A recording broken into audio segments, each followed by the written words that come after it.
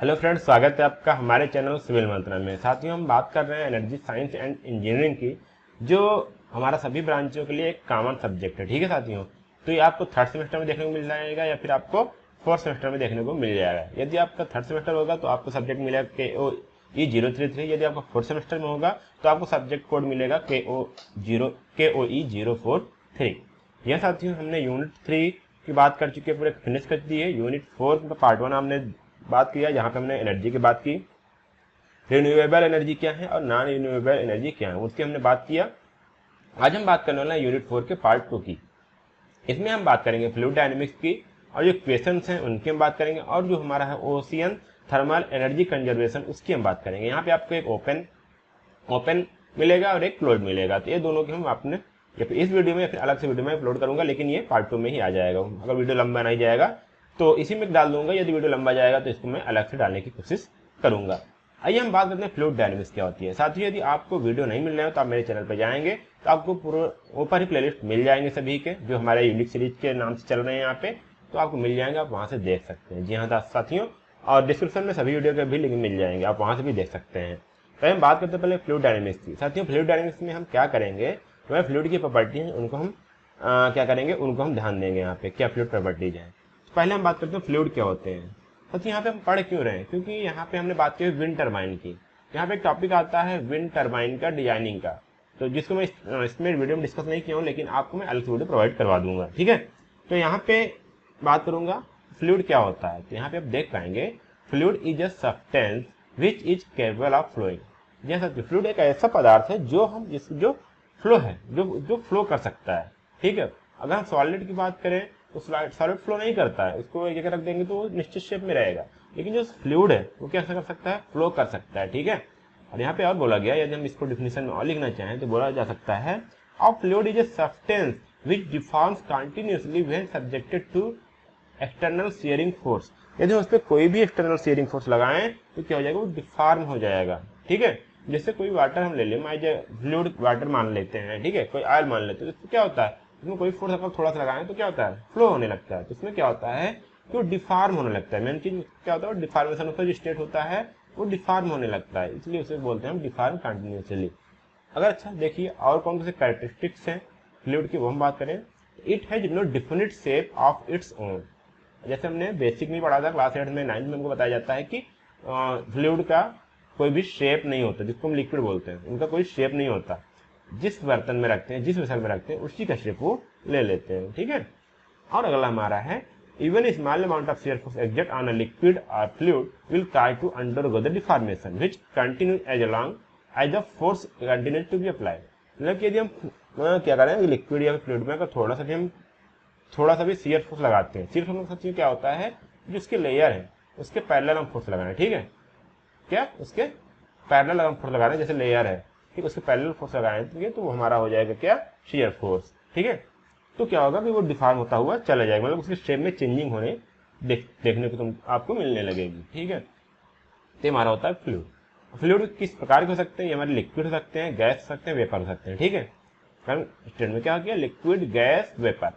ठीक, अब लिक्विड देखिए, फ्लूइड के अंदर हमारा क्या आता है, लिक्विड आता है, उसी के अंदर हमारा गैस आता है, और उसी के अंदर हमारा वेपर आता है। ठीक है, और एक हो जाता है क्लासिफिकेशन, मतलब एक बात की है। दूसरा हम बात कर सकते हैं आइडियल फ्लूइड और रियल फ्लूइड।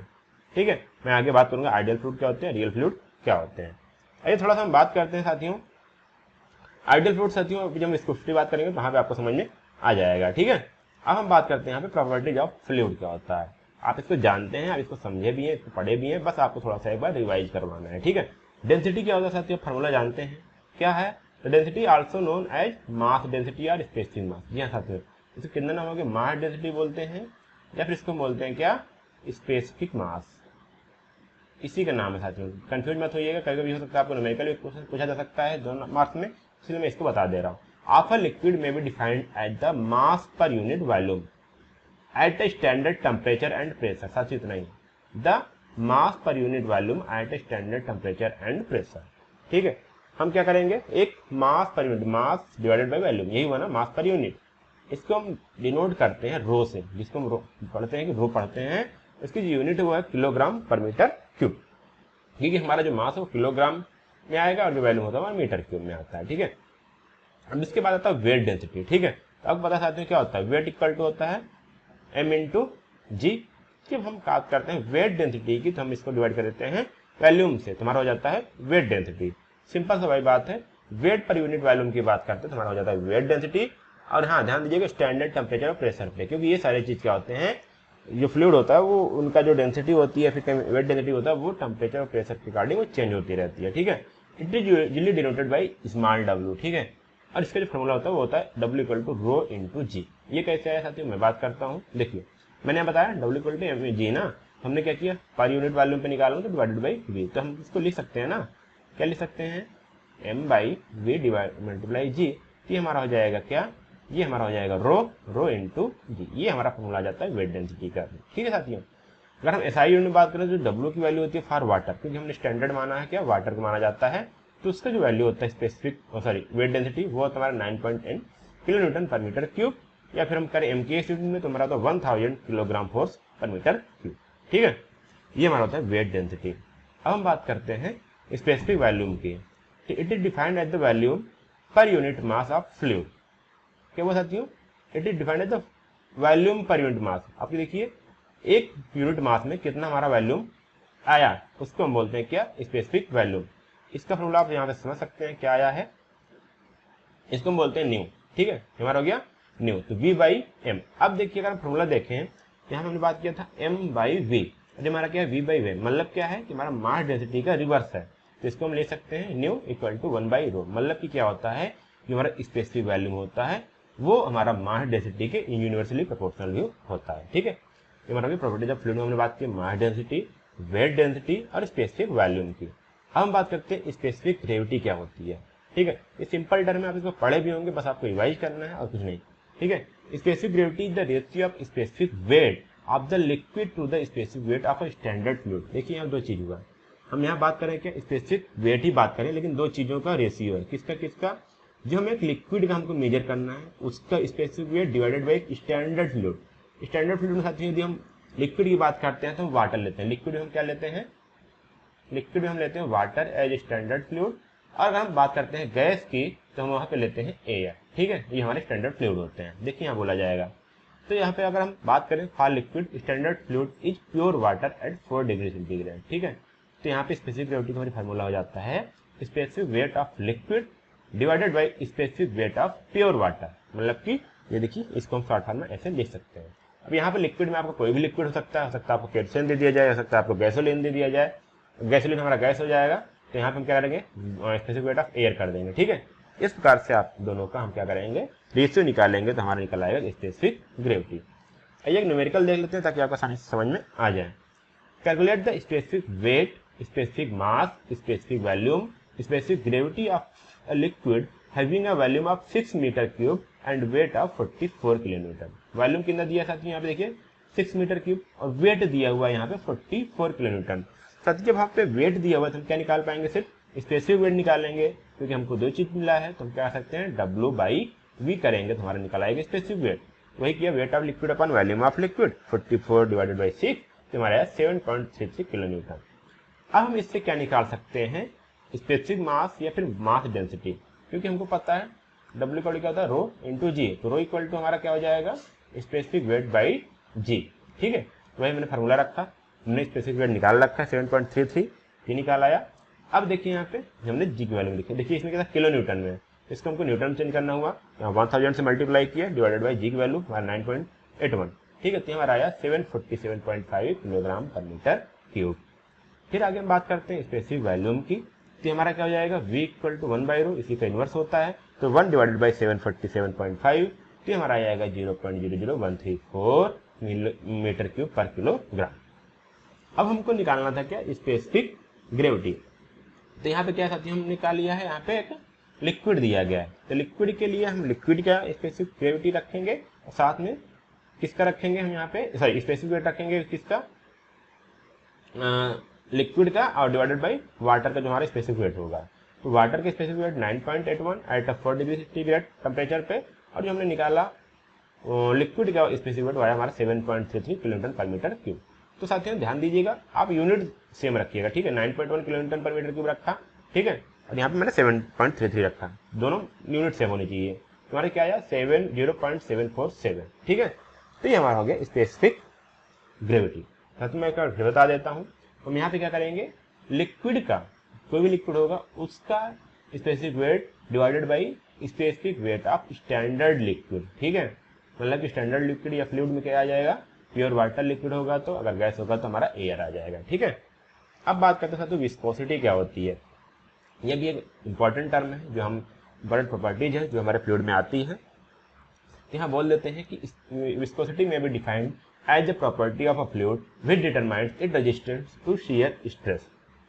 मतलब कि क्या हुआ कि देखिए हर कोई बॉडी है, ठीक है, हर कोई फ्लूइड है, वो अपने ही स्टेट में रहना चाहता है, ठीक है। लेकिन क्या होता है, अगर हम वो थोड़ा सा भी अगर हम उसमें कुछ दे रहे हैं, वो खुद जो अगर हम उसमें कुछ चेंजिंग करें, ठीक है, कुछ भी यहाँ पे चेंजिंग हो रहा है मालिक्यूल, तो उसको रजिस्ट करने की कोशिश करेंगे।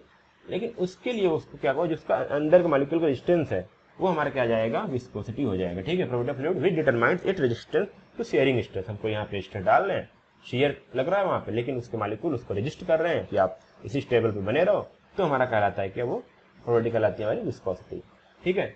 It is a measure of the internal fluid friction. जो इंटरनल के फ्लूइड है इसमें मॉलिक्यूल्स हैं उनके फ्रिक्शन कारण होता है ये, ठीक है। Which cause distance of flow.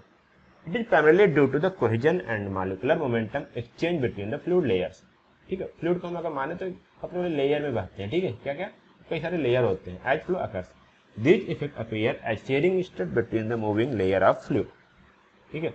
देखिए यहाँ बोला गया एन आइडियल फ्लूइड, बता रहा था मैं आइडियल फ्लूइड क्या बताऊंगा आगे। तो एन आइडियल फ्लूइड है नो विस्कोसिटी, अगर कोई विस्कोसिटी नहीं है तो ऐसे फ्लूइड को हम बोलते हैं आइडियल फ्लूइड, ठीक है। There is no fluid which can be classified as a perfectly ideal fluid. साथियों यहाँ पे एक डेरिवेशन आता है, लेकिन मैं डेरिवेशन आपको दिखा नहीं रहा हूँ, लेकिन आपको फॉर्मूला बता दे रहा हूँ। देखिए यहाँ पे हमने क्या किया, ये हुआ कि देखिए एक लेयर है, एक बाउंड्री लेयर है, यहाँ पे वाटर फ्लो हो रहा है। जो वाटर प्रोफाइल है मैंने ऑब्जर्व किया पार्टिकल को, तो लेयर को, तो इस प्रकार से इसका प्रोफाइल कुछ इस प्रकार से था। कैसे, देखिए यहाँ पे ये हमारा क्या है, वेलोसिटी है। जो बाउंड्री लेयर का था उसकी वेलोसिटी क्या थी, बिल्कुल जीरो थी। जैसे जैसे ऊपर किए गए उसकी जो वेलोसिटी थी बढ़ती चली गई, ठीक है। अब क्या हुआ, हमने एक वाइड डिस्टेंस पर एक पार्टिकल लिया जो यू था, उसकी वेलोसिटी हमने यू मेजर किया।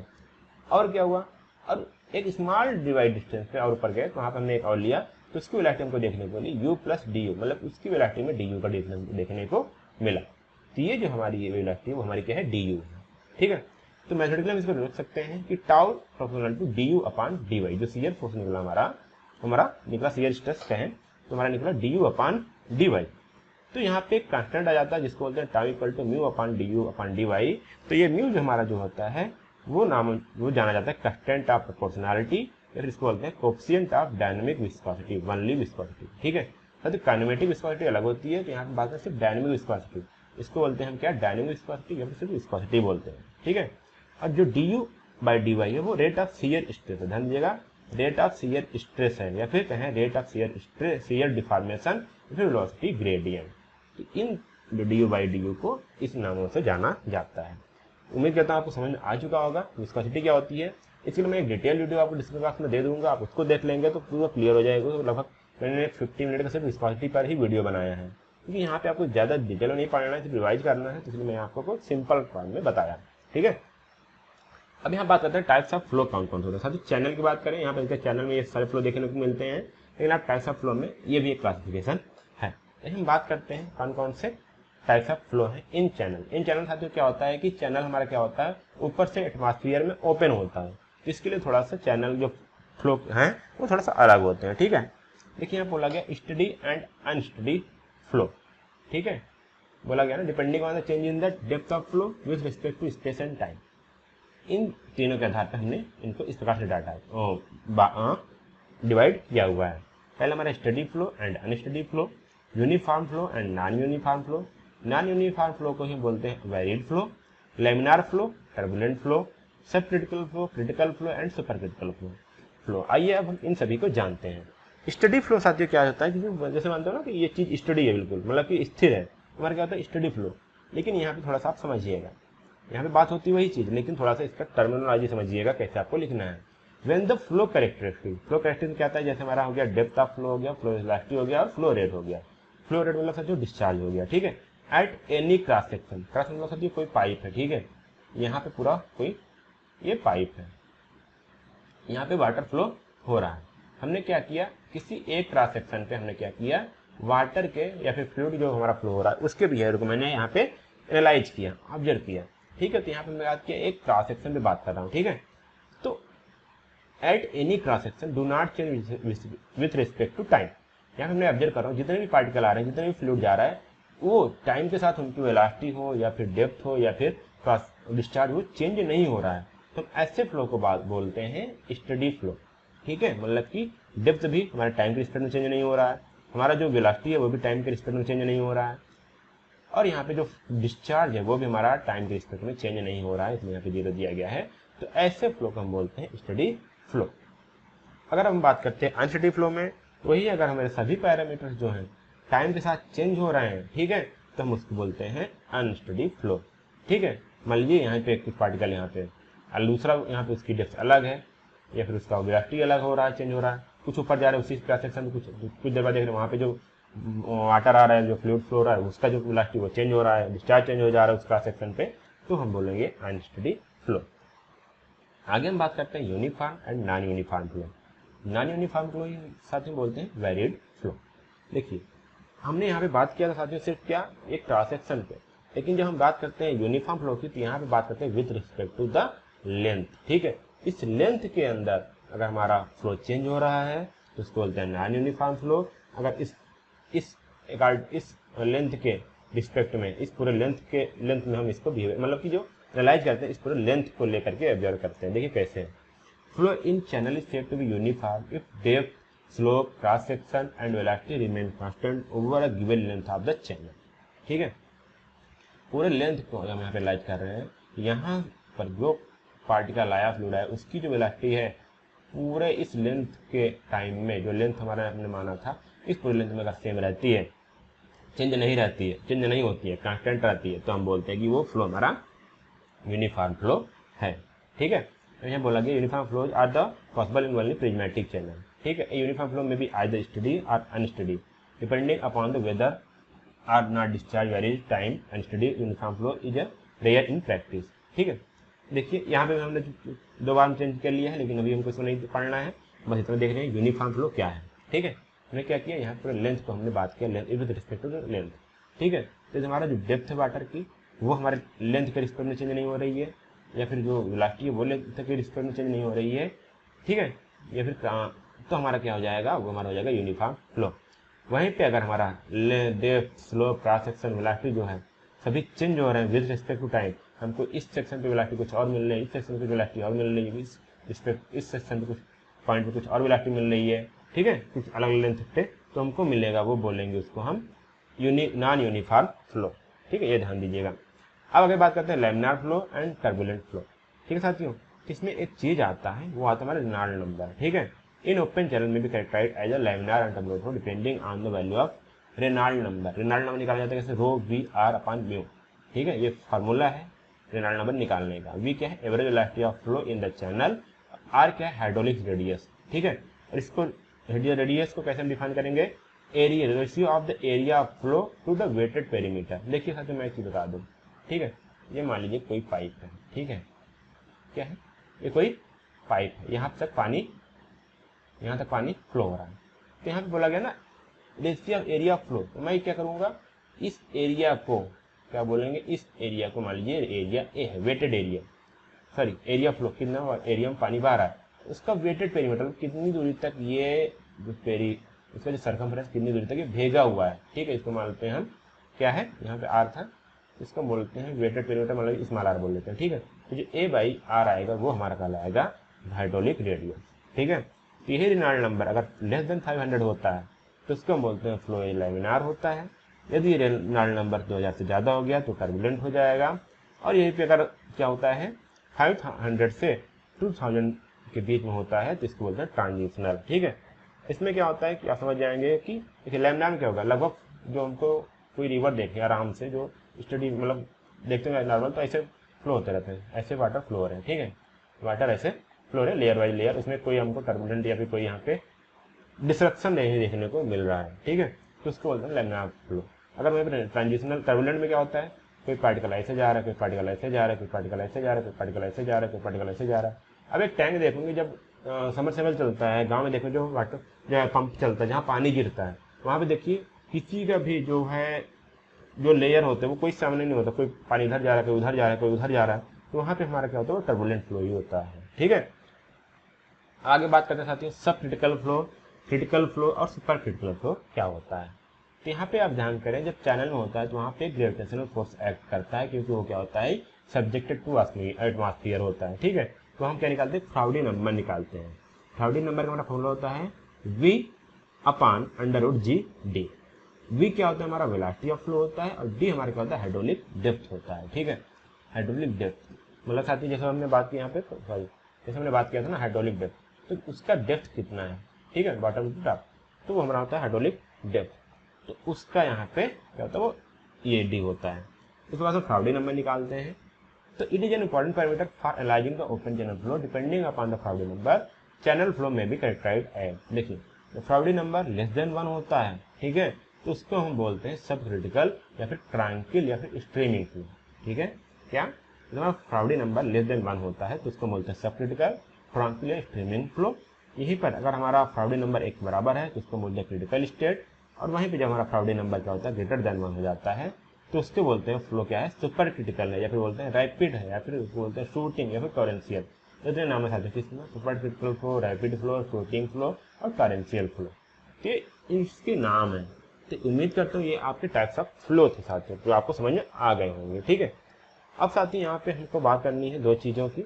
हम बात करते हैं कंटिन्यूटी इक्वेशन क्या होता है, बर्नौली थ्योरम क्या होता है, फिर उसके बाद मिलते हैं आगे। आज दोस्तों जो बात करेंगे वो बात करेंगे कंटिन्यूटी इक्वेशन के बारे में, कि कंटिन्यूटी हमारी इक्वेशन होती क्या है। जो पहले मैं बता दूं कि कंटिन्यूटी इक्वेशन हमारा जो होता है वो कंजर्वेशन ऑफ मास पे डिपेंड होता है। अब कंजर्वेशन ऑफ मास का मतलब क्या होता है, जैसे कि ऑलरेडी दोस्तों मैंने इसके पहले डिस्कस किया था कि जो भी हमारे कंजर्वेशन ऑफ एनर्जी क्या होती है, वैसे हम बात करते हैं कंजर्वेशन ऑफ मास की। सपोज दैट मैं एक एग्जांपल लेता हूं, बेस्ट एग्जांपल लेता हूं। सपोज दैट ये मेरा ऊपर का पॉकेट है, ये मेरा राइट का पॉकेट है, ये हमारा लेफ्ट का पॉकेट है। 3 पॉकेट है, मैंने तीनों में हमारे पास पैसे हैं। मैंने मान लिया 20-20 रुपए तीनों में है, 20-20 रुपए तीनों पे है। बट क्या है ना, अगर हम किसी पे पॉकेट से निकालता हूं पैसा, सपोज इस पॉकेट से मैंने पैसा निकाला, फिर इस पॉकेट में मेरे पास क्या आ जाए, बराबर 20-20 रुपए आ जाए, या फिर इस पॉकेट में आ जाए। कहने का मतलब ना, जो भी हमारा टोटल रुपए है वो हमारा क्या हो, संरक्षण रहे, यानी कंजर्व रहे। ठीक है, तो इस तरीके से हमारी जो प्रॉपर्टी होती है वो वर्क करती है। कैसे अभी देखेंगे। इसी तरह हमारे होता है कंजर्वेशन ऑफ मास। अब कंजर्वेशन मास को मतलब क्या होता है, जो हमारी कंटिन्यूटी इक्वेशन होती है वो बेस्ड होती है कंजर्वेशन ऑफ मास पे। अब इसकी बात करते हैं डिफिनेशन के बारे में, कि कंटिन्यूटी हमारी इक्वेशन की डिफिनेशन क्या होती है। डिफिनेशन क्या कहती है कि if no fluid added or removed from the pipe, कोई भी हमारा पाइप है उसमें हम क्या करें, ना फ्लूइड को ऐड कर रहे हैं, ना कोई हम फ्लूइड डाल रहे हैं, ना कोई फ्लूइड को क्या कर रहे हैं, रिमूव कर रहे हैं पूरे पाइप से ऑफ एनी लेंथ, जो भी मेरा पूरा पाइप है, then mass passing across the different section shall be the same. जो हमारा मास पास होगा ना, यानी जो हमारा फ्लूइड पास होगा, हमारा फ्लूइड का पूरा मास पास होगा, वो कोई भी सेक्शन पे सेम होगा। कहने का मतलब इस सेक्शन पे हम चेक करेंगे बाहर तो भी सेम होगा, इस सेक्शन पे चेक करेंगे तो उस पे भी सेम होगा। ये हमारी डिफिनेशन कहती है। कहने का मतलब जो हमारा मास फ्लो रेट है ना, जो हमारा मास फ्लो रेट है, जितना हम पानी डाल रहे हैं, जितना हम पानी डाल रहे हैं उतना पानी हमें क्या हो रहा है, मिल जा रहा है। यही हमारी कंटिन्यूटी इक्वेशन कहती है। कहने का मतलब ये मेरा सपोज दैट पाइप है, जिसके पाइप मैंने दिखाया हुआ है, तो जितना कंटिन्यूटी इक्वेशन क्या कहती है, जितना हमने पाइप डाला, पानी डाला, फ्लूइड डाला, उसको मास फ्लो रेट क्या है, कांस्टेंट है, उतना हमें फ्लूइड क्या हो जा रहा है, मिल जा रहा है। तो इस तरीके से जो हमारी प्रॉपर्टी कहलाती है वो कहलाती है हमारी कंटिन्यूटी इक्वेशन, कंटिन्यूटी प्रॉपर्टी होती है। ठीक है, अब हम बात करते हैं कैसे इसको प्रूव करेंगे। देखो जैसे मैंने बताया mass flow rate, mass flow rate का मतलब क्या है, M upon T, mass with respect to the time, time में। ठीक है, तो एम अपॉन टी। अब हमें पता है ये रिलेशन डेंसिटी इक्वल टू क्या होता है, हमारा एम अपॉन वी होता है, एम अपॉन वी होता है। ठीक है, एम अपॉन वी होता है। अब मैं क्या कर रहा हूं, जो P और V को मैंने इस साइड लिया, रो और V को, और M हमें चाहिए क्या, मास फ्लो रेट चाहिए, T से हम डिवाइड करेंगे। मैंने T से यहां भी डिवाइड कर लिया, यहां भी T से डिवाइड कर दिया। ठीक है, कोई दिक्कत नहीं है। अब हमारा क्या रो है, ये हमारा क्या था, मास अपन वॉल्यूम था, तो वॉल्यूम है तो एरिया इंटू लेंथ हम लिख सकते हैं इसको। देखना एक बार फिर से, क्योंकि मैं नहीं चाहता कि अगर मैं डायरेक्ट रिजल्ट यहां दिखा दूंगा तो आपको कंफ्यूजन होगा ये आया कहां से। देखो मतलब आया कहां से, एक एक कॉन्सेप्ट को आप डिटेल से समझो, ताकि आपको अगर न्यूमेरिकल भी ऐसे आता है थोड़ा कि मास फ्लो रेट दिया हुआ है, टाइम के रिस्पेक्ट में दिया हुआ है, तो आप न्यूमेरिकल भी इजिली कर लेंगे। ओके दोस्तों, तो देखते हैं। तो ये हो गया रो एरिया इंटू लेंथ, ये टी और टी। अब देखो ये रो है, ये हमारा क्या एरिया है, जो एल अपान टी है, ये हमारा वेलोसिटी है ना, वेलोसिटी है कंफर्म है, तो इसलिए मैंने वी से डिनोट कर दिया। यानी हमारा जो मास फ्लो रेट है वो कितना होगा, रो ए और वी होगा। ठीक है, अब समझ में आ गया कि रो ए वी कहां से आया। तब देखते हैं, तो मैंने मान लिया जो हमारा A1 ये है और हमारे A2 मानना, दो क्रॉस सेक्शन हमारे हैं। इस क्रॉस सेक्शन को मैंने मान लिया, इसका एरिया A1 है, वेलोसिटी V1 है, और इसकी डेंसिटी है वो कितना है, यानी 1 मान लिया। ठीक है, रो 1 मान लिया। इसी तरह A2 V2 एंड रो 2, ये तीनों मैंने कंसीडर कर लिया। इसके बाद देखते हैं जो हमारा मास पास हो रहा है सेक्शन ए से, वो कितना होगा, रो A1 एंड V1, जैसा कि मैंने यहां निकाला हुआ है। इसी तरीके से जो जितना हमारा इंटर होगा फ्लूइड मास फ्लूइड, उतना हमें बाहर मिलेगा। ये हमारा सेक्शन 2 के लिए हो गया। जैसा कि कंजर्वेशन ऑफ मास का मतलब क्या है, जितना हम पानी डाल रहे हैं उतना पानी हमारा निकल रहा है, ये हमारी कंजर्वेशन ऑफ मास कहती है, हमारी जो एनर्जी कहती है। तो उसके अकॉर्डिंग जो हमारा दोनों सेक्शन का पासिंग फ्लूइड होगा, मास फ्लो रेट होगा, वो क्या होगा, इक्वल होगा।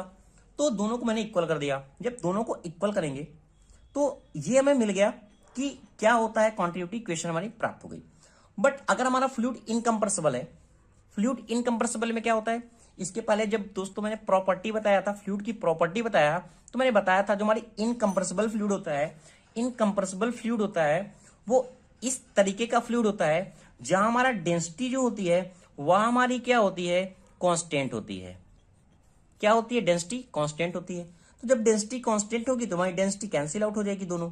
तो A1 V1 equal to A2 V2, this is called the continuity equation. Hello दोस्तों, आज का दोस्तों जो हमारा टॉपिक है वो है बर्नौलीज थ्योरम, कि बर्नौली प्रमेय हमारी होती क्या है, बर्नौली थ्योरम क्या होती है, इसका स्टेटमेंट क्या होता है, इसका डेरिवेशन क्या होता है, और जनरल हमारे यूज कहाँ कहाँ होते हैं, वो सारी चीजें हम डिटेल से डिस्कस करते हैं। अगर आप दोस्तों चैनल पर नए हैं तो चैनल को जरूर सब्सक्राइब कर लें। आइए स्टार्ट करते हैं बर्नौली थ्योरम को। बर्नौली थ्योरम हमारी क्या कहती है कि Bernoulli theorem state that in a body ideal flow of an incompressible fluid the total energy at any point of the fluid is constant. कहने का मतलब बर्नौली प्रमेय हमारी ये कहती है, थ्योरम ये कहती है, कोई भी हमारा फ्लूइड है अगर फ्लो हो रहा है वो स्टडी कंडीशन में है, वो आइडियल फ्लो है, और फ्लूइड की कंडीशन कैसी, इनकंप्रेसिबल है, तो जो टोटल एनर्जी होती है एट एनी पॉइंट पे, किसी भी पॉइंट पे, वह फ्लूइड में हमारी क्या होगी, कांस्टेंट होगी। अब ये टोटल एनर्जी कौन कौन सी होती है, इसमें जो टोटल एनर्जी होती है, प्रेशर एनर्जी, काइनेटिक एनर्जी और पोटेंशियल एनर्जी हमारी क्या होती है, कांस्टेंट होती है। ये तो हमारा होता है स्टेटमेंट होता है बर्नौली थ्योरम का। इस तरीके से हमारा जो प्रेशर एनर्जी है P upon rho g plus V square upon 2G plus Z equal to constant. अभी हम देखेंगे कि हमारा फॉर्मूला कहां से निकल के आता है। ये तो हो गई बर्नौली थ्योरम। अब हम बात करते हैं कि जो बर्नौली थ्योरम थी उससे कुछ एजम्पशन लिए गए थे कि कोई भी हमारा डेरिवेशन है तो उसमें क्या करते, कुछ एज्यूम करना पड़ता है। तो हमने एज्यूम क्या किया था, ये फ्लूइड की कंडीशन को हमने एज्यूम किया था कि हमारा फ्लूइड कैसा होना चाहिए, वो आइडियल होना चाहिए। पहली कंडीशन, आइडियल का मतलब क्या है, उसकी विस्कोसिटी 0 होनी चाहिए। और विस्कोसिटी हमारी क्या, एक तरीके का हमारा फोर्स होता है, जैसे कि हमारा इस तरीके से हमारा फ्लो हो रहा है फ्लूइड और ये भी हो रहा है, तो इसका इसमें विस्कस फोर्स लग रहा है। तो जो विस्कस फोर्स लग रहा है ना इन दोनों के बीच में, वो विस्कोसिटी फोर्स क्या होना चाहिए, 0 होना चाहिए। फ्लो हमारा क्या होना चाहिए, स्टडी होना चाहिए। फ्लो स्टडी कहने का मतलब ये है, जैसे हमारा ये फ्लो हो रहा है, ये पार्टिकल यहां हो रहा है, ये पार्टिकल यहां है, यानी एक दूसरे के पाथ को क्या होता है, 1 बाय 1 क्या हो, फॉलो होना चाहिए। तो हमारा फ्लो कैसा होना चाहिए, स्टडी होना चाहिए। और फ्लो इनकंप्रेसिबल होना चाहिए। इनकंप्रेसिबल का मतलब क्या है, कोई भी इसमें फोर्स का अप्लाई नहीं होना चाहिए। हमारा फ्लो इनकंप्रेसिबल होना चाहिए, यानी इसकी डेंसिटी जो होगी रो होगा, क्या होगा, 0 होगा। और फ्लो हमारा इरोटेशनल होना चाहिए, यानी सीधे वे में चलना चाहिए, जैसे कि हमारा फ्लो होता है। रोटेशनल नहीं होना चाहिए, इरोटेशनल होना चाहिए। ठीक है, तो ये हमारे कुछ एजम्पशन थे जो बर्नौली ने कंसिडर किए थे जब बर्नौली प्रमेय को उन्होंने लगाया, मतलब फॉर्मूला निकाला। तो ये कंडीशन हमें पता होना चाहिए कि हमारा क्या एजम्पशन है। ठीक है, अब हम बात करते हैं कि आखिर में फॉर्मूला हमारा निकल के कैसे आता है, डेरिवेशन के बारे में बात करते हैं। एक चीज और बात कर लें, जो हमारा बर्नौली थ्योरम है वो law of conservation of energy पर बेस्ड होता है। अब law of conservation of energy क्या है अभी थोड़ी देर में हम दोस्तों डिस्कस करेंगे। बात करते हैं रियल फ्लूइड की। रियल फ्लूइड कहने का मतलब क्या है, जो हमारा फॉर्मूला है P1 अपॉन रो जी, टोटल एनर्जी कांस्टेंट है, इसमें हमारा क्या है, हेड लॉस भी ऐड हो जाता है HL, ठीक है। तो हमारा रियल फ्लूइड की कंडीशन में होता है, जो HL को हम लॉस ऑफ द एनर्जी कहते हैं, ठीक है। ये हमारा होता है प्रेशर हेड होता है जो P1 अपॉन रो जी है, और V² अपॉन 2G हमारा काइनेटिक हेड होता है, और ये हमारा क्या होता है, पोटेंशियल हेड होता है। अगर पूछा जाता है कि हेड को डिस्क्राइब करो तो आप लिख सकते हैं, या फिर आपको न्यूमेरिकल में पूछा जाता है कि प्रेशर हेड कितना होता है, काइनेटिक हेड कितना है, पोटेंशियल हेड कितना है, तो आप इस तरीके से निकाल सकते हैं। अब हम बात करते हैं इसका डेरिवेशन के बारे में। डेरिवेशन में दोस्तों आपको 3 की पॉइंट याद रखने हैं। 3 की पॉइंट कौन है, इसमें काइनेटिक एनर्जी जैसे कि मैंने बताया कांस्टेंट है, पोटेंशियल एनर्जी कांस्टेंट है, और एक हमारा आता है वर्क डन, जो हमारा इस फ्लूइड के इसमें कंसिडर किया जाएगा। तो ये 3 वर्ड हमें पता होना चाहिए। जो हमारी काइनेटिक एनर्जी होती है वो होती है 1/2 mv², जो पोटेंशियल एनर्जी होती है वो होती है mgh, और हमारा वर्क डन क्या होता है P इंटू डी, यानी P इंटू डी dv, ठीक है। तो ये हमारा क्या होता है, वर्क डन होता है। अब इसको हम कैसे ड्राइव करेंगे वो देखो। जो बर्नौली ने कंसिडर किया था प्रमेय, उसका क्या है, जो क्रॉस सेक्शन एरिया एक का कम होना चाहिए, एक का कम होना चाहिए, एक का ज्यादा होना चाहिए। ये मैंने इसका बेस हाइट मान लिया, ये हमारा H1 है, ये हमारा क्या है, H2 है, ठीक है। अब ये फ्लूइड क्या है, जितनी भी प्रॉपर्टी थी, एजम्पशन थे, उसके अकॉर्डिंग फ्लूइड हमारा क्या हो रहा है, फ्लो होना चाहिए, फ्लो हो रहा है, यानी फ्लूइड आइडियल है, स्टडी कंडीशन में है, इनकम्प्रेसिबल है और इरोटेशनल है, ठीक है। तो हमारा जब फ्लूइड फ्लो हो रहा है, इसका जो क्रॉस सेक्शन एरिया है वो A1 है, P1 इसका क्या है, प्रेशर है, और V1 क्या है, इसकी वेलोसिटी है, ठीक है। इस तरीके से हमारा फ्लूइड क्या फ्लो हो रहा है। और ये हमारा क्रॉस सेक्शन एरिया है, सेकंड वाला छोटा वाला, उसको मैंने प्रेशर मैंने मान लिया P2 है, एरिया क्या है A2 है, वेलोसिटी क्या है V2 है, और ये H2 हाइट से है, ठीक है। अब देखो इसका क्रॉस सेक्शन एरिया क्या है, ज्यादा है, इसका क्या है, कम है। तो इस कंडीशन में क्या है, जब एरिया इसका ज्यादा होगा और इसका एरिया कम होगा तो वेलोसिटी इसकी क्या होगी, कम होगी, और यहाँ वेलोसिटी क्या होगी, ज्यादा होगी। तो V2 is greater than V1 मैंने कंसिडर कर लिया। अब हम बात करते हैं, अब देखो जैसा कि मैंने लिखा काइनेटिक एनर्जी 1/2 mv², ये वेलोसिटी क्या है, यहाँ इंक्रीज हो रही है, यहाँ वेलोसिटी क्या है, डिक्रीज हो रही है, यही तो कंडीशन बता रही है। तो काइनेटिक एनर्जी के केस में जब हमारी इंक्रीज इन काइनेटिक एनर्जी होगी तो हमारा जो वेलोसिटी कंसिडर होगा, उससे मैंने बताया 3 कीवर्ड है, काइनेटिक एनर्जी फाइंड करना है हमें, पोटेंशियल एनर्जी फाइंड करना है, और वर्क डन को फाइंड करना है। अगर तीनों चीजें हमें पता हो जाएगी तो हमारा जो फॉर्मूला है बर्नौली थ्योरम का, वो हमारा क्या हो जाएगा, ड्राइव हो जाएगा। तो देखते हैं, तो इंक्रीज इन काइनेटिक एनर्जी हमारी कितनी है, 1/2 mv2 का स्क्वायर माइनस 1/2 mv1 का स्क्वायर, क्योंकि यहां हमारी क्या वेलोसिटी ज्यादा है, यहां हमारी वेलोसिटी कम है। तो इस कंडीशन में इंक्रीज इन काइनेटिक एनर्जी। अब हम बात करते हैं decrease in potential energy. Potential energy हमारी किस पे डिपेंड करती है, एच पे डिपेंड करती है। तो यहाँ हमारा एच कम है, यहाँ हमारा क्या है, एच ज्यादा है, तो यहाँ पोटेंशियल एनर्जी क्या होगी, ज्यादा होगी, यहाँ पोटेंशियल एनर्जी कम होगी। तो जब डिक्रीज इन पोटेंशियल एनर्जी है तो mgh1 माइनस mgh2। और वर्क डन की बात करते हैं, वर्क डन हमारा क्या होता है, फोर्स इंटू डिस्प्लेसमेंट होता है। वर्क डन हमें पता है P equal to F upon area होता है, फोर्स अपॉन एरिया। अगर हम F की फाइंड करें यहाँ से फोर्स, तो P इंटू ए, यानी P इंटू ए, F की जगह हम वैल्यू पुट कर सकते हैं P इंटू ए। और ये डिस्प्लेसमेंट क्या है, V1 इंटू T1, क्योंकि वेलोसिटी और T, ठीक है। तो इस तरीके से भी होंगे, P1 हो गया, A1 हो गया, ये V1 हो गया, ये T है। अब ये टोटल हमारा क्या है, एक तरीके से हमारा वॉल्यूम है। हमें पता है D इक्वल टू क्या होता है, m अपॉन वी। अगर V इक्वल टू क्या, m अपॉन डी हम लिख सकते हैं। तो इस तरीके से मैंने इसको इस टर्म में कंसिडर कर दिया P1, और इस टर्म को मैंने वॉल्यूम कंसिडर करके m अपॉन डी के टर्म में लिख दिया। यानी डी से हमारे क्या है, ये हमारी डेंसिटी है, या फिर हम डी से डिनोट कर सकते हैं, या फिर हम रो से डिनोट कर सकते हैं। ओके, या मैंने आपको समझाने के लिए डी से डिनोट कर दिया। ये P1 हो गया, ये P1 इसके लिए, इस क्रॉस सेक्शन के लिए, और हमारा P2 हो गया इस क्रॉस सेक्शन के लिए। यहां तक आपको समझ में आ गया होगा कि कैसे डिराइव करेंगे अगर आपको 3 कीवर्ड पता है तो। हम बात करते हैं नेट वर्क डन हमारा कितना निकलेगा। जो हमारा नेट वर्क डन है वह कितना होगा, P1 m upon D minus P2 m upon D. जैसा कि मैंने बताया कि जो बर्नौली प्रिंसिपल है, जो हमारा बर्नौली प्रिंसिपल है, वह किस पे बेस्ड है? Law of conservation of energy पे बेस्ड है। ओके, अब हम बात करते हैं कि law of conservation of energy होता क्या है। Law of conservation of energy का मतलब है ऊर्जा संरक्षण का नियम, जिसे हिंदी में कहते हैं। इसका मतलब क्या होता है कि हमारे पास सपोज दैट ये है, एक मैंने पीछे की पॉकेट में कुछ रुपए रखे हैं, आगे की पॉकेट में कुछ रुपए रखे हैं, और मान लिया साइड की पॉकेट में भी मैंने कुछ रुपए रखा है। अगर मैं इस पॉकेट से कुछ रुपए निकालता हूं, इस पॉकेट से मैंने कुछ रुपए निकाला, तो जितना मैंने निकाला इस पॉकेट से इस पॉकेट में आ जाए, या फिर यहां आ जाए, या फिर यहां आ जाए, तो हमारा जो टोटल मतलब हमारा जो हमारा टोटल पैसा है ना, वो इक्वल रहे, हम कितना भी पैसा कहीं से भी निकाल दे रहे हैं। ठीक है, तो जब हमारा टोटल पैसा इक्वल ही रहेगा ना, तो वही कहलाता है ऊर्जा संरक्षण का नियम, यानी धन संरक्षण का नियम। हम क्या कर रहे हैं, जितना पैसा निकाल रहे हैं ना, हमारे पास आ जा रहा है। 100 रुपए निकाला, 100 रुपए में मिल गया।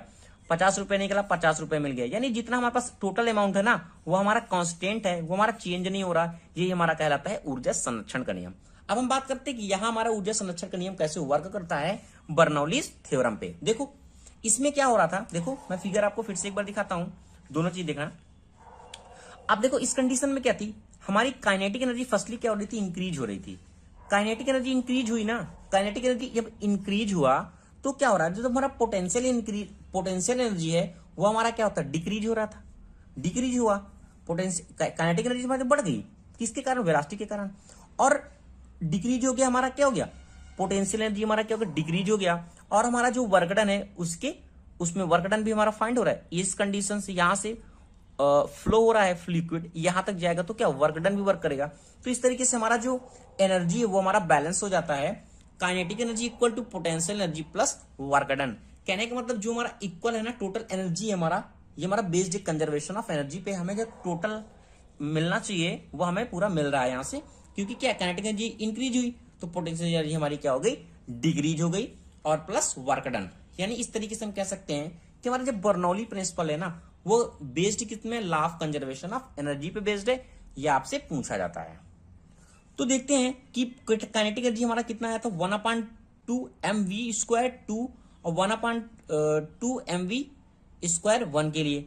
इसी तरह पोटेंशियल एनर्जी हमारी डिक्रीज हुई थी, mgh1 minus mgh2 plus work done हमारा कितना हुआ था, P1 m/d minus P2 m/d। D is called the density, या फिर हम डी से डिनोट करें या फिर हम रो से डिनोट करें।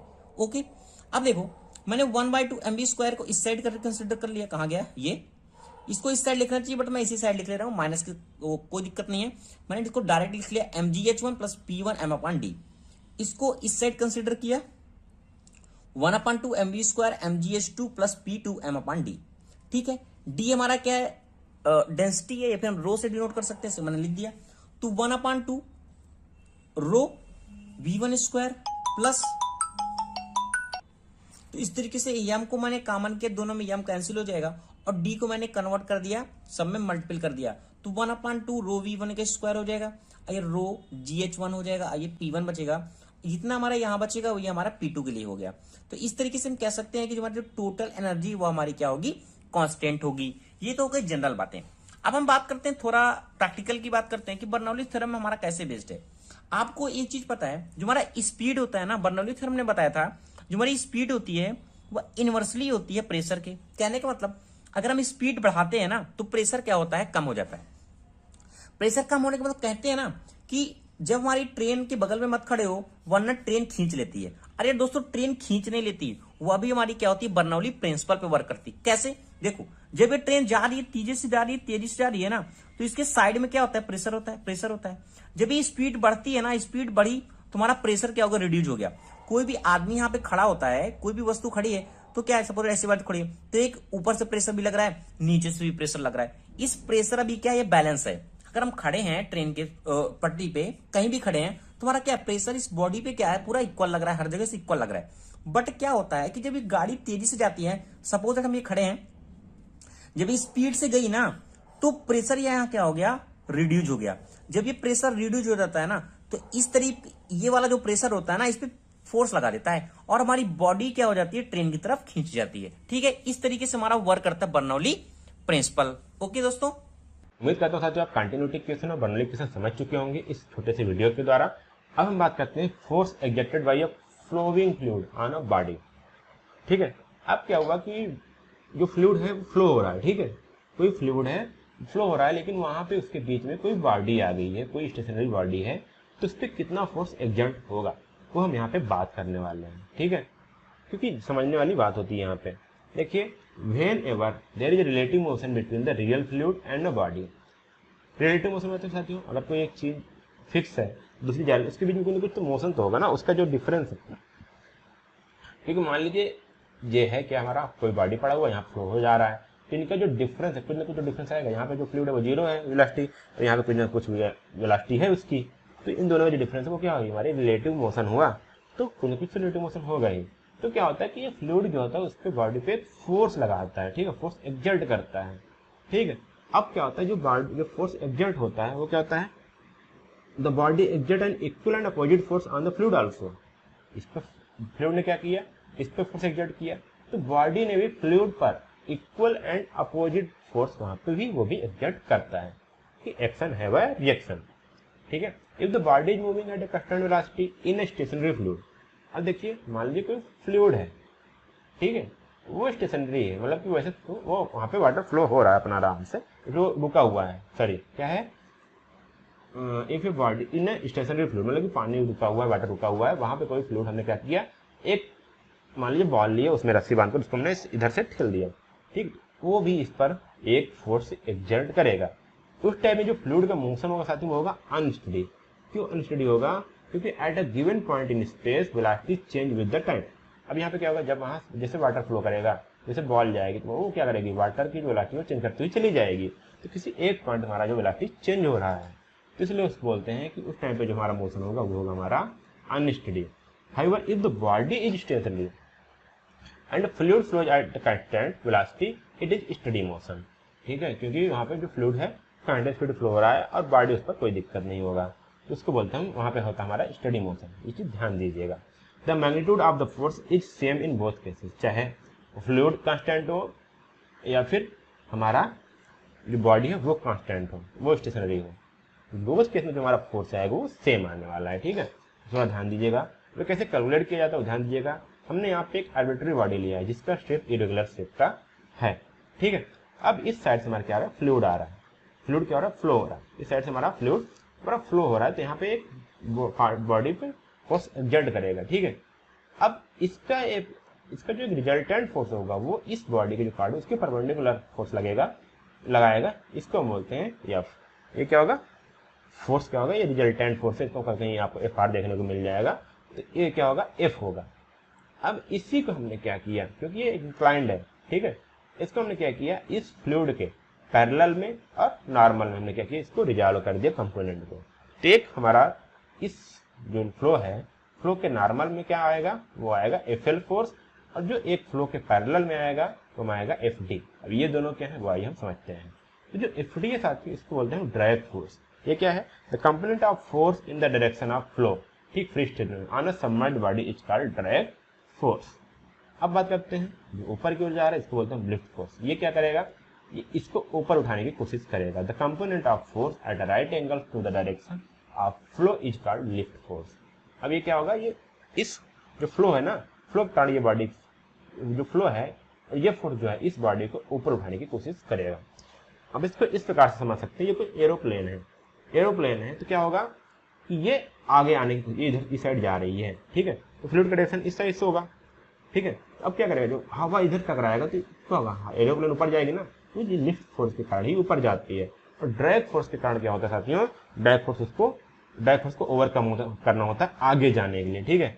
इसलिए यहाँ पे ड्रैग फोर्स लिफ्ट फोर्स दोनों बात की जाती है।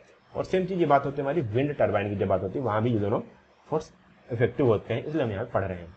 तो हमारा जो एफ आर हो गया, टोटल फोर्स हो गया, वो हमारा होता है रूट ऑफ ड्रैग फोर्स के स्क्वायर प्लस लिफ्ट फोर्स का स्क्वायर। तो अभी हम इन दोनों को निकालेंगे भी कि एफ डी कैसे निकलेगा, एफ एल कैसे निकलेगा।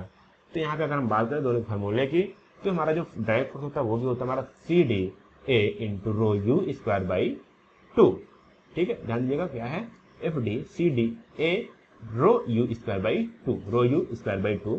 जो हमारा लिफ्ट फोर्स निकलेगा वो निकलेगा C L A rho U square by 2। ये हम यहाँ पे देख लेते हैं, ये जो टर्मिनोलॉजी है वो क्या है। एफ डी को तो आप पता चल गया, ये हमारा क्या है, ड्रैग फोर्स है।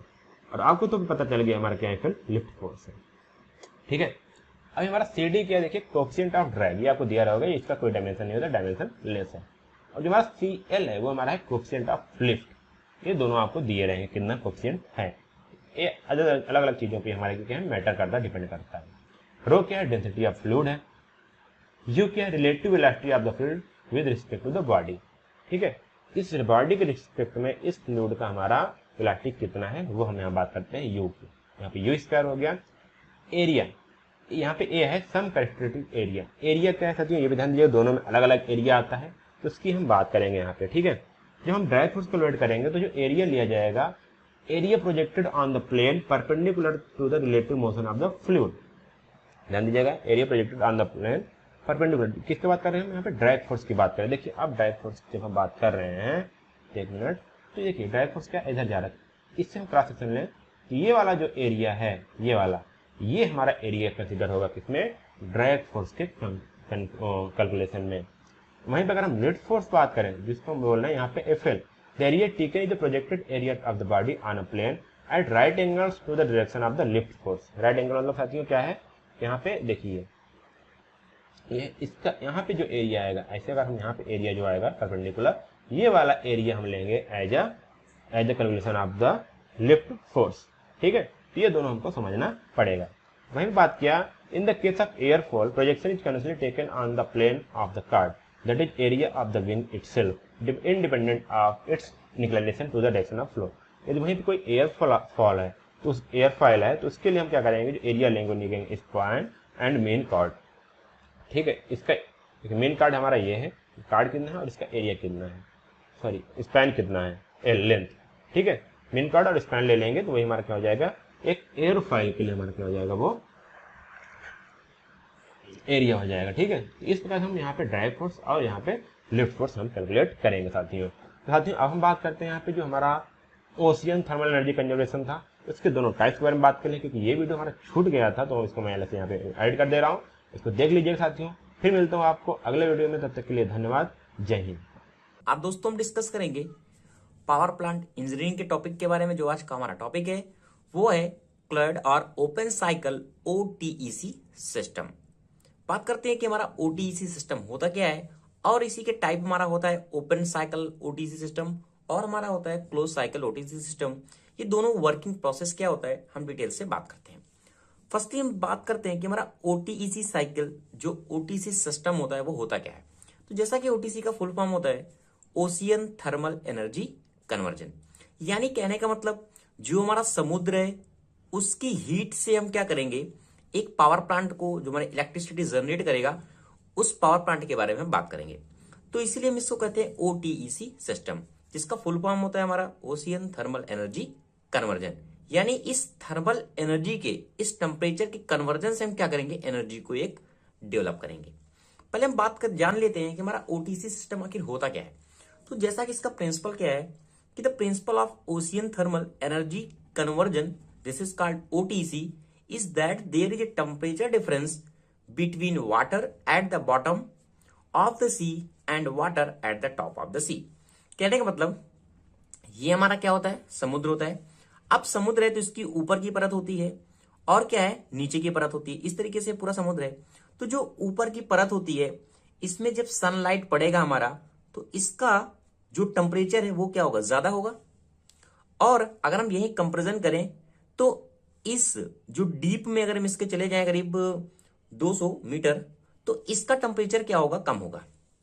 अब ये टेम्परेचर और इस टेम्परेचर के डिफरेंस में जो एनर्जी हमारा प्रोड्यूस हो रहा है, जो टेम्परेचर डिफरेंस प्रोड्यूस हो रहा है, इसी टेम्परेचर डिफरेंस के कारण जो हम एनर्जी को प्रोड्यूस करेंगे उसे ही हम कहते हैं ओटीसी सिस्टम। वही लिखा हुआ दोस्तों कि the principle of ocean thermal energy conversion is that there is a temperature difference between water at the bottom of the sea and water at the top of the sea. तो समझ गए होंगे कि आप ओटीसी सिस्टम होता क्या है। अगर हम देखते हैं जनरली जो हमारा सन पड़ता है जो हमारी वाटर पे सरफेस पे, उसका नियर अबाउट टेम्परेचर जो हमारा 30 डिग्री सेल्सियस तक रहता है। ओके, और जो हमारा बॉटम की सरफेस है उसमें near about 5 to 10 degree Celsius तक टेम्परेचर हमारा बना रहता है। अब इन दोनों में क्या टेम्परेचर डिफरेंस क्रिएट हो रहा है, इसे ही हम कहते हैं ओटीईसी कन्वर्जन, ओटीईसी सिस्टम। अब देखो, अब जो हमारा ये टेम्परेचर डिफरेंस क्रिएट हो रहा है, इसको हम एज ए हीट इंजन की तरीके यूज करते हैं, used as a heat engine. अब अगर हम हीट इंजन की तरीके यूज कर रहे हैं तो आपको पता होगा हीट इंजन में हमारा क्या होता है, एक हमारा सोर्स होता है, एक हमारा क्या होता है, सिंक होता है।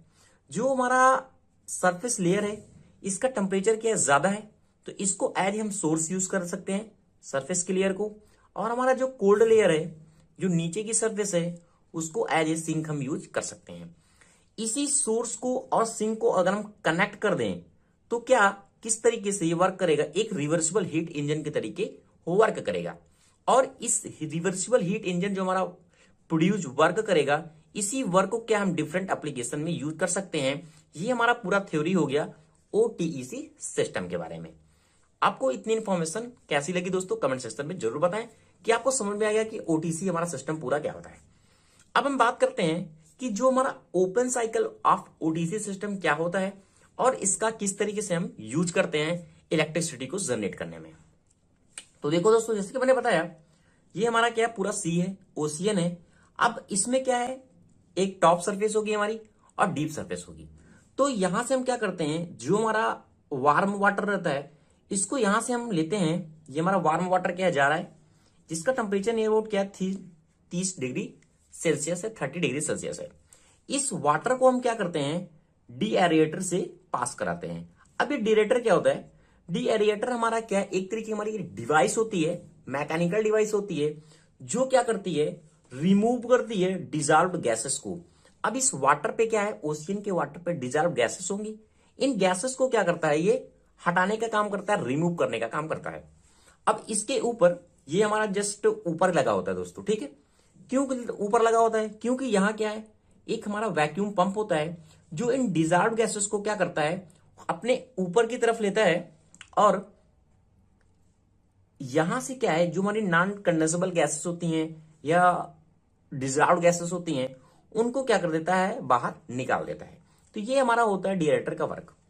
अब इस डीएरेटर के बाद जो हमारी वार्म वाटर निकला हुआ है वो हमारा जाता है फ्लैश इवेपोरेटर पे। अब ये फ्लैश इवेपोरेटर पे किस लिए जाता है, क्योंकि जो गैसेस हैं उनको क्या होता है, इवेपोरेट करता है। क्योंकि अभी वार्म वाटर है, हमें जो टरबाइन में भेजना है वो हमें एक एज स्टीम भेजना है। तो क्या होता है, यहां इवेपोरेटर की प्रोसेस होती है, यानी जो लिक्विड के पार्टिकल रहते हैं, वार्म वाटर रहते हैं, उनको एक तरीके से वेपर में चेंज करता है। तो जब वेपर में चेंज करता है फ्लैश इवेपोरेटर पे, तो ये लो प्रेशर का भी रहता है। लो प्रेशर हमारी स्टीम होती है, एक तरीके की स्टीम होती है हमारी, लो प्रेशर स्टीम होती है, ये हमारी जाती है टरबाइन पे। अब टरबाइन में क्या होता है, ब्लेड लगी होती हैं। ये जब लो प्रेशर से जाता है तो टरबाइन हमारा क्या वर्क करता है। जब ये वर्क करता है तो ये हमारा करंट कनेक्ट होता है जनरेटर से, और यही जनरेटर हमारा क्या होता है, इलेक्ट्रिसिटी को प्रोड्यूस करता है। तो यहां से हमें दोस्तों इलेक्ट्रिसिटी मिल गई। अब जब यहां से जो हमारा फ्लैश इवेपोरेटर है, जो स्टीम निकल जाती है तो कुछ वाटर के पार्टिकल भी बचते हैं। तो जो वाटर के पार्टिकल बचते हैं, जो हमारा वार्म वाटर बचता है, उसको अगेन हम क्या करते हैं, इसी ओशियन में निकाल देते हैं पाइप के थ्रू, ठीक है। ये हमारा क्या है, ओशियन में वार्म वाटर हमारा निकाला है, ये अगेन क्या होगा, सर्कुलेट करेगा। अब यहां से बात देखो, अब यहां क्या हमारा टरबाइन ने वर्क किया, हमें एनर्जी मिल गई। अब यहां से जो एग्जॉस्ट स्टीम बची, यहां से हमारी क्या है, जो एग्जॉस्ट स्टीम बच रही है, एग्जॉस्ट हमारी जो स्टीम बच रही है, उसको क्या करेंगे हम, अगेन बाहर निकालेंगे। क्यों बाहर निकालेंगे, क्योंकि इसका यूज हम कर चुके हैं, एग्जॉस्ट स्टीम हमारी बची हुई है, तो इसको हम पास कराते हैं कंडेंसर से। अब कंडेंसर का मेन वर्क क्या होता है, कंडेंसेशन करना। कहने का मतलब जो ये स्टीम है, अब ये क्या है, ये वेपर के फेज में है, इस वेपर को फेज में अगेन क्या करता है, ये लिक्विड के फेज में चेंज कर देता है। अब चेंज कैसे करता है, ये हमारा क्या है, कोल्ड वाटर है। अब कैसा है, कोल्ड वाटर है, नीचे का वाटर है, क्योंकि ये जो हमारा पूरा सेटअप होता है ये नीचे होता है। हमने ऊपर से क्या किया है, इसको वार्म वाटर लिया था, अब ये नीचे की सरफेस है। तो जो 5 डिग्री सेल्सियस का हमारा जो वाटर है, जो कोल्ड वाटर है, उसको क्या करते हैं, यहां से हम पास कराते हैं अगेन। तो हमारा जो कंडेंसेशन का प्रोसेस होता है, तो हमारा जो वाटर यहां से बचता है उसको अगेन हम क्या करते हैं, ओशियन में छोड़ते हैं, निकाल देते हैं, और इस तरीके से हमारा कंटिन्यूस साइकिल चलती रहती है और हमें एनर्जी दोस्तों मिल जाती है। तो ये दोस्तों वही पूरा साइकिल, ओपन साइकिल जो हमारा ओटीसी सिस्टम होता है किस तरीके से वर्क करता है। अब दोस्तों हम बात करेंगे closed or Anderson cycle OTC system के बारे में, कि जैसा इसके पहले ऑलरेडी हमने डिस्कस किया हुआ है, इसके दो पार्ट होते हैं। एक हमारा होता है ओपन साइकिल ओटीसी सिस्टम हमारा होता है, ओपन ओटीसी सिस्टम हमारा होता है। एक हमारा होता है दोस्तों क्लोज ओटीसी सिस्टम, जिसे हम क्लोज या फिर एंडरसन साइकिल ओटीसी सिस्टम कहते हैं। तो बात करते हैं पहले कि हमारा close Anderson cycle OTC system होता क्या है। इसके पहले दोस्तों ऑलरेडी मैंने डिस्कस किया है ओपन वाला, अगर आपने वो वीडियो नहीं देखा है दोस्तों तो मैं डिस्क्रिप्शन में लिंक प्रोवाइड कर दूंगा, आप पहले ओपन वाला देखिएगा, क्योंकि उसमें मैंने जो इनिशियल के पॉइंट होते हैं ओटीसी सिस्टम से रिलेटेड वो ऑलरेडी दोस्तों मैंने डिस्कस किया हुआ है, ताकि जब आप क्लोज को देखें तो आपको इजिली ये वाला कॉन्सेप्ट समझ में आ जाए कि हमारा जो क्लोज साइकिल होता है ओटीसी सिस्टम का किस तरीके से वर्क करता है। तो आगे वीडियो को स्टार्ट करते हैं। तो जैसे हमारा लिखा हुआ कि ओटीसी सिस्टम, पहले हम जान लेते हैं कि हमारा जो ओटीसी वर्ड है ये इसका मतलब क्या है।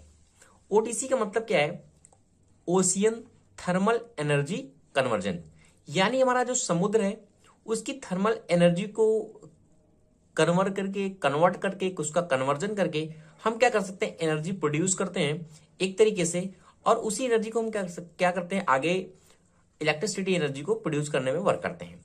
अब ये होता किस तरीके से उसकी बात करते हैं कि हमारा जो ओटीसी प्रिंसिपल है ये किस तरीके से वर्क करता है। तो लिखा हुआ है कि the principle of ocean thermal energy conversion, this is called OTC, is that there is a temperature difference between water at the bottom of the sea and water at a top. कहने का मतलब आपको हमारा पता है ये हमारी क्या सन की रेज होती है, आप सब सन की रेज हैं, तो ये हमारा क्या समुद्र होता है इस तरीके से होता है। तो इसकी दो लेयर है, अगर हम देखें एक हमारी क्या है अपर की लेयर है, इस पे जब सन की रेस पड़ेगी तो ये जो वाटर है इसका टेम्परेचर क्या होगा, ज्यादा होगा, मैंने नियर अबाउट कितना 30 डिग्री सेल्सियस, ठीक है। अब अगर हम नीचे जा रहे हैं और डेप्थ पे देख रहे हैं तो यहां इसका टेम्परेचर क्या है, कम होगा 5 डिग्री सेल्सियस। तो ये जो टेम्परेचर डिफरेंस क्रिएट हो रहा है दोनों के बीच में, यही हमारा प्रिंसिपल होता है। इसी प्रिंसिपल के बेस पे हम कहते हैं ओटीसी सिस्टम है। तो वही लिखा हुआ है कि the temperature difference between water at the top of the sea and water at the top bottom and top of the sea. तो ये हमारा जो प्रिंसिपल जो टेम्परेचर डिफरेंस क्रिएट हो रहा है, इसी एनर्जी को जो टेम्परेचर डिफरेंस क्रिएट हो रहा है यही हमारा होता है ओटीसी प्रिंसिपल। अब ये देखो मतलब कि आपने देखा होगा जब आपने हीट इंजन पढ़ा होगा तो वहां क्या होता है, एक सोर्स होता है एक सिंक होता है। क्या होता है, एक हमारा सोर्स होता है, एक हमारा क्या होता है सिंक होता है। अब यही सोर्स और सिंक की हेल्प से हम क्या करते थे, एनर्जी को प्रोड्यूस करते हैं, और वही हमारा एनर्जी जो प्रोड्यूस होता है as a reversible heat engine, उसी को हम क्या करते हैं डिफरेंट टाइप में वर्क में यूज करते हैं। तो वही हमारा प्रिंसिपल होता है ओटीसी सिस्टम का या फिर ओटीसी कन्वर्जन का। अब हम आते हैं अपने टॉपिक की तरफ फिर से कि हमारा क्लोज साइकिल ओटीसी सिस्टम हमारा होता क्या है। जैसा कि यहां लिखा है वर्ड क्लोज, पहले जानते हैं क्लोज का यहां मतलब क्या है। यहां क्लोज इसलिए इस सिस्टम को हम कहते हैं क्योंकि यहां जो हम यूज करेंगे एज ए वर्किंग फ्लूइड को, जिसमें हम स्टीम को प्रोड्यूस करेंगे, जो हमारा टरबाइन चलेगा, वो एक तरीके की हमारी क्या होगी, वर्किंग फ्लूइड हमारी गैस होगी। जो गैस होगी फ्लूइड होगा हमारा, वो एक फिक्स फ्लूइड होगा। फिक्स फ्लूइड का मतलब क्या है, वही पूरी साइकिल पे चलेगा, इसलिए इसको क्लोज साइकिल को क्लोज्ड कहते हैं। कहने का मतलब जो यहां हम वर्किंग फ्लूइड का यूज कर रहे हैं वह होगा हमारा अमोनिया हो सकता है, फ्रियान हो सकता है, ब्यूटेन हो सकता है। कहने का मतलब जिसका बॉइलिंग पॉइंट लो हो, अगर बॉइलिंग पॉइंट ज्यादा होगा तो बॉइल हो जाएगा तुरंत, वैसा हमें चाहिए जिसका बॉइलिंग पॉइंट लो हो, उस तरह के हम फ्लूइड को क्या करेंगे इसमें क्लोज सिस्टम में यूज करते हैं। अब देखो इसका साइकिल किस तरीके से वर्क करता है उसके बारे में बात करते हैं। देखो ये हमारा क्या है, नीचे का पोर्शन क्या है, एक ऊपर का है समुद्र का, एक हमारा क्या है नीचे का है। अब ये अपर सरफेस है समुद्र का, ओशियन का, यहां नियर वो 30 डिग्री टेम्परेचर होगा, और ये मैंने मान लिया 5 डिग्री सेल्सियस हमारा गैस का टेम्परेचर है। इसकी साइकिल किस तरीके से वर्क करती है, यहां से पंप से हमारा क्या हुआ, जो वार्म वाटर है सरफेस का वो यहां से निकल के ये लगा होता है हमारा हीट एक्सचेंजर, ये हीट एक्सचेंजर से पास होता है। अब ये जब हीट एक्सचेंजर से पास होता है तो ये क्या है, अभी ये हीट है, इसमें वार्म वाटर है, यानी ये हीट ज्यादा है इसकी, और इस पे क्या है, ये कम है। तो ये हीट क्या करता है अपनी, ये कन्वर्ट कर देता है। इस तरीके से क्या करेगा, अपनी हीट को क्या करेगा, कन्वर्ट करेगा। और जो भी हमारा वाटर बचेगा वो यहां से क्या हो जाता है, डिस्चार्ज हो जाता है, क्योंकि ये गर्म वाटर है ना, ये क्या हो जाता है, डिस्चार्ज होता है। अपने इस हीट को देके ये क्या हो जाता है, अगेन डिस्चार्ज हो जाता है सरफेस पे। अब यहां जो हमारा वर्किंग फ्लूइड वर्क कर रहा है वो हमारा अमोनिया हो सकता है, फ्रियान हो सकता है, ब्यूटेन हो सकता है, जिनका बॉइलिंग पॉइंट कम है। इसीलिए इसको क्लोज कहते हैं, क्योंकि यहाँ एक ही फ्लूइड हमारा कंटिन्यूस सिस्टम पे वर्क करता है, इसलिए इसका नाम क्लोज कर दिया गया है। क्लोज, एक ही फ्लूइड हमारा क्या वर्क कर रहा है। देखो अब हमने क्या किया है, यहां हमारा जो फ्लूइड वर्क कर रहा है वो फ्रियान है, फ्रियान, ठीक है, फ्रियान है। कोई भी हम फ्लूइड यूज सकते हैं, अमोनिया भी यूज कर सकते हैं, कॉन्सेप्ट आपको समझना है। अब हमने क्या किया, जब यहाँ फ्रियान पास होगा ये हीट एक्सचेंजर से, ये हीट अपनी क्या करेगा, इसको देगा, इसका बॉइलिंग पॉइंट कम है, ये क्या करेगा, वेपर में चेंज होने लगेगा। अब जब ये वेपर में इसकी हीट को लेके वेपर में चेंज होगा तो यहाँ क्या है, वेपर जो हमारा निकलेगा वो जाएगा हमारा टरबाइन में। अब जब टरबाइन में जाएगा तो इसकी ब्लेड घूमेगी, मैकेनिकल एनर्जी हमारे प्रोड्यूस होगी, और ये हमारा कनेक्ट है जनरेटर से, और इस जनरेटर की हेल्प से हमें क्या है, इलेक्ट्रिसिटी प्रोड्यूस हो जाएगी, हमारी इलेक्ट्रिकल एनर्जी हमें यहां से मिल जाएगा। अब इसके बाद जो एग्जॉस्ट स्टीम बची, एग्जॉस्ट हमारा जो स्टीम कहने का मतलब क्या है, अब ये वेपर में है ना, इसलिए मैं स्टीम ने कह दिया। अब ये जो एग्जॉस्ट स्टीम बच रही है उसको हम क्या करते हैं, कंडेंसर से पास कराते हैं।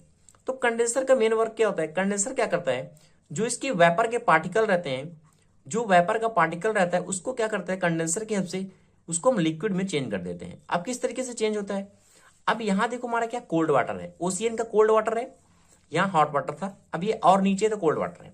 अब यहां से क्या होता है, इस पंप के सारे कोल्ड वाटर हमारा पास होता है, और यहां से सर्कुलेट होके वो बाहर निकल जाता है। अब ये कंडेंसर से जब पास होता है इसकी हीट को ले देता है, और ये हमारा जो वेपर है यहां से जो निकलता है वो लिक्विड में चेंज हो जाता है। अब ये लिक्विड में चेंज हो गया, अगेन ये इस पंप से पास होता है, और ये कंटिन्यू साइकिल हमारा किस तरीके से वर्क करती रहती है और हमें एनर्जी मिलता रहता है। तो आपको समझ में आ गया होगा कि इसको हम क्लोज या फिर अंडरसन साइकिल ओटीसी सिस्टम क्यों कहते हैं और ये किस तरीके से वर्क करता है। तो thank you watching this video दोस्तों। अगर आपको वीडियो अच्छा लग रहा है तो प्लीज दोस्तों आपसे रिक्वेस्ट है, चैनल को लाइक शेयर कमेंट जरूर करें।